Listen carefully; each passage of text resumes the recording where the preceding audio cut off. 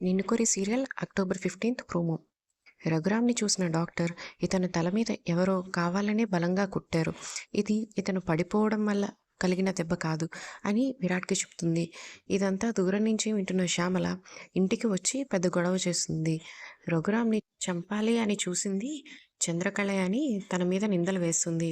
కానీ విరాట్ తన మీద ఏ నింద పడకుండా ఇలా చేసి చంద్రకి ఏం లాభం కలుగుతుంది?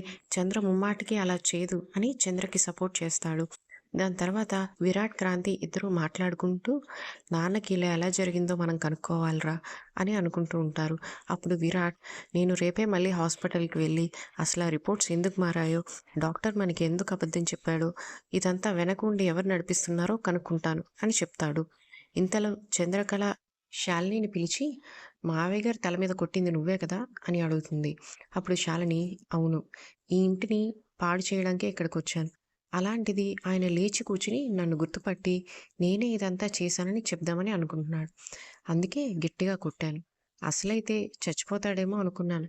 కానీ మళ్ళీ సేమ్ కండిషన్‌లో వచ్చి పడ్డాడు అని చాలా సాడిస్టికల్‌గా మాట్లాడుతూ ఉంటుంది.